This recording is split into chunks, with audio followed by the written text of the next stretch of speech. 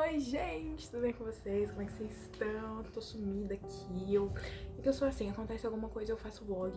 Aí, do nada, o senhor vira pra mim e fala: agora grava aquilo que eu te entreguei. Hoje, o senhor me mandou gravar um devocional de um negócio que, primeiro, obviamente, veio pra me exortar, né? Porque quando Deus entrega algo pra gente, não é só tipo pra gente entregar pra outras pessoas, mas isso primeiro vem de encontro ao nosso coração e do que a gente tá precisando escutar. E eu realmente tava precisando escutar isso. Então estou aqui pra gravar pra vocês, mas antes isso veio em exortação pra minha vida. E o que o Senhor me entregou foi isso aqui. Ai, eu fico toda sem graça gravando essas coisas. É uma pergunta, na verdade. Deus quer todos os corações, mas será que o meu coração tem estado em Deus? E tá lá.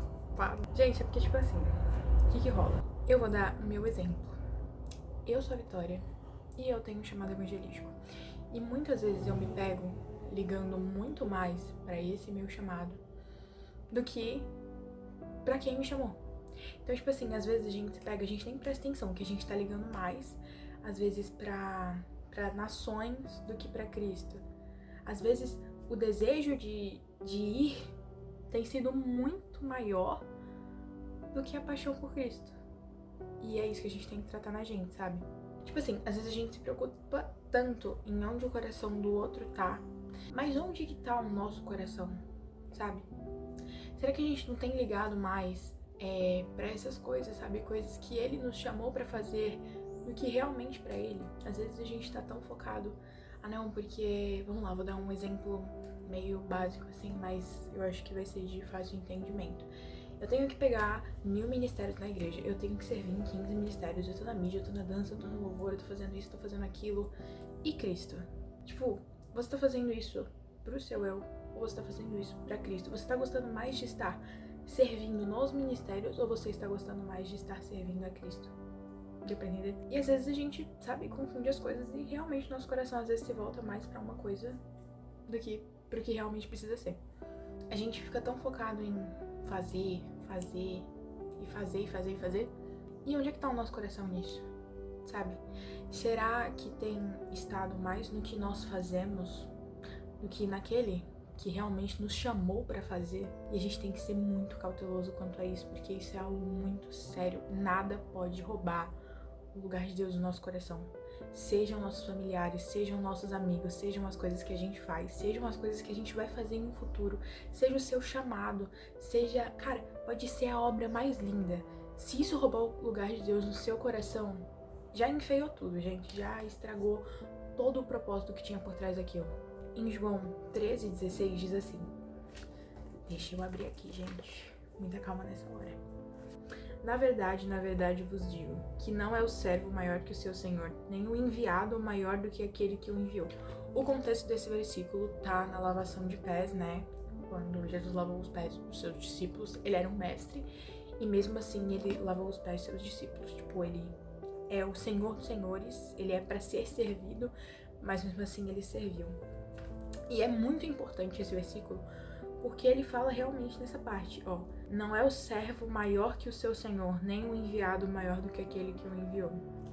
Cara, isso é muito forte. Sabe o que eu acho muito lindo? É esse aqui, ó.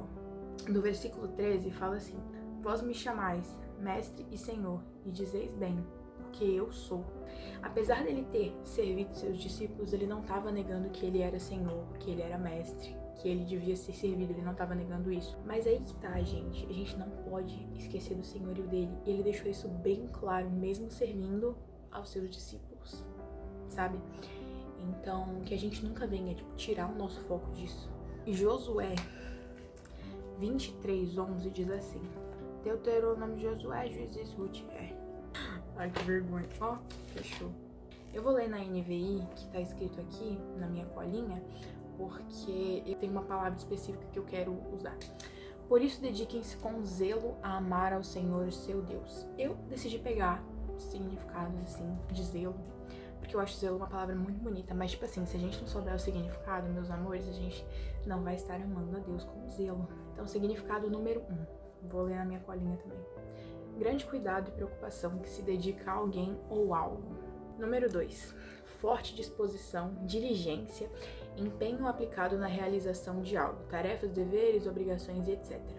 Quando fala nesse versículo, né, que fala assim: por isso dediquem-se com zelo a amar ao Senhor, o seu Deus. Zelo é você ter disposição para cumprir uma tarefa. E se a sua tarefa é amar o Senhor, você tem que ter disposição para cumprir essa tarefa. Esse precisa ser o desejo principal do seu coração. Se o teu chamado tomar o lugar de Cristo no teu coração, meu amigo, o teu chamado não vai estar servindo de nada. Por quem que você foi chamado? Por que você está fazendo isso se não é para Cristo, se não é porque você sente mais amor a Ele do que ao que você está fazendo?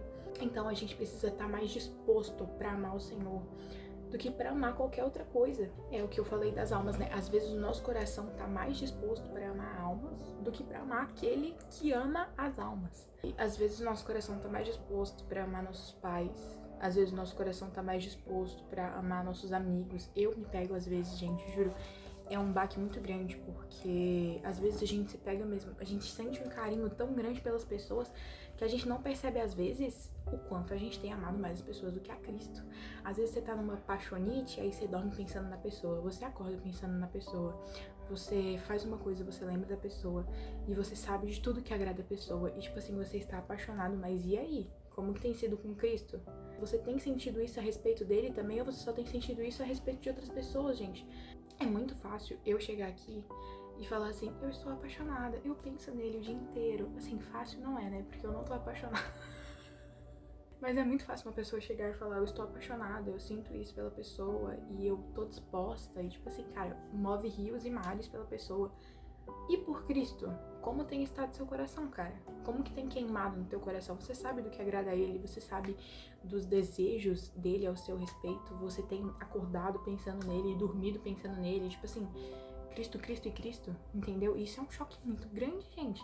Então por isso a gente tem que ter discernimento e não colocar toda essa nossa disposição num lugar errado, todo esse nosso zelo em um lugar errado. A gente tem que amar a Deus com zelo, a gente tem que servir a Deus com zelo, a gente tem que agradar a Deus com zelo. Tudo em primeiro lugar a Ele com zelo e não colocar todo esse zelo no lugar errado, sabe? Em Hebreus 12:2 diz assim, eu vou ler na minha colinha porque tá com uma versão mais fácil de entender, daí eu vou ler aqui. Gente, eu amo esses carros que passam na minha rua e parecem que estão passando dentro da minha casa. Conservemos os nossos olhos fixos em Jesus, pois é por meio dele que a nossa fé começa, e é ele quem a aperfeiçoa.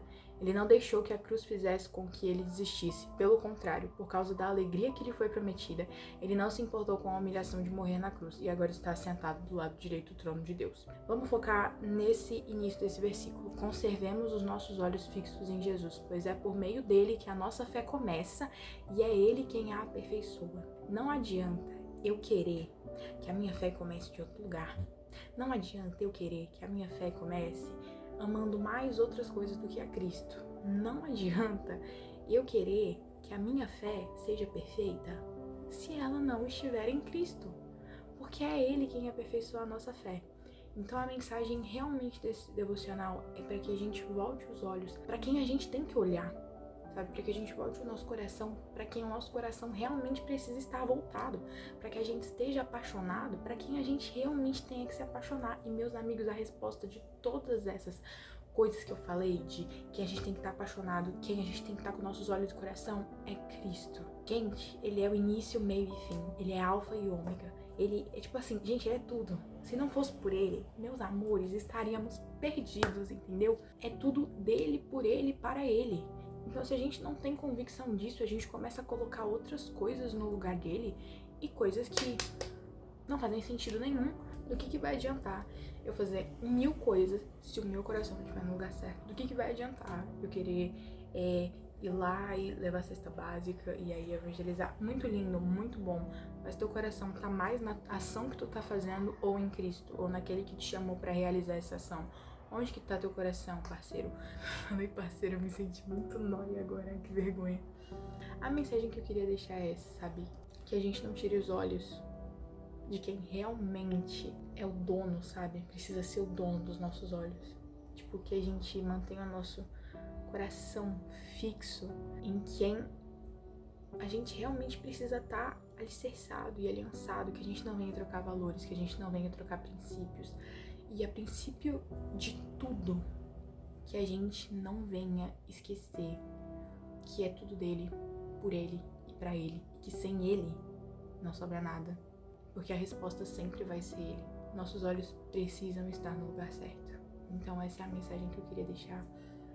Um beijo pra vocês, muito obrigada por terem assistido. Eu sei que foi um pouquinho caótico, porque eu não estou das mais delas, mas o senhor me incomodou e ele falou pra eu falar isso, então eu estou aqui falando. E é isso, gente, tchau!